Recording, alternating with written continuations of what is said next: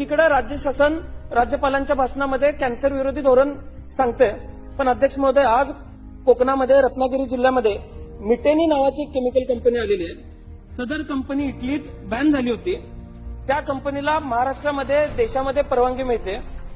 इटलीमध्ये ज्यावेळेस या कंपनीवर बॅन लावला गेला तिथल्या 3 लाख लोकांवरती बऱ्याच आजारांचा परिणाम अध्यक्ष महोदय झाला होता. त्यामध्ये किडनीचा कॅन्सर झाला होता, तो अध्यक्ष महोदय बरा होऊ शकतो. थायरॉइडचा कॅन्सर झाला, अध्यक्ष महोदय थायरॉइडचा कॅन्सर सुद्धा उपचारानंतर बरा होऊ शकतो. कोलेस्ट्रॉल वाढलं, अध्यक्ष महोदय आज सुद्धा आपल्या इथे सुद्धा ते टेक्नॉलॉजी आहे. कोलेस्ट्रॉल वाढलं, गोळी खाल्ली, कोलेस्ट्रॉल कमी होऊ शकतं. यातला सगळ्यात मोठा परिणाम अध्यक्ष महोदय हॉर्मोनल इम्बॅलन्स होता.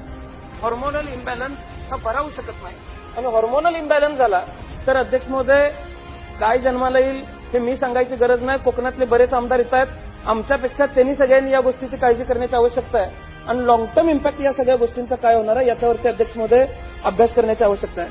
आज ही कंपनी लक्ष्मी ऑर्गॅनिकच्या माध्यमातून भारतात आलेली आहे. रत्नागिरी सारख्या ठिकाणी काम चालू आहे. खरं तर एमपीसीबी असेल, शासन असेल, प्रशासन असेल, काय काम करते हे खरं तर राज्यातल्या जनतेसमोर अध्यक्ष महोदय येणं तितकंच गरजेचं झालेलं आहे.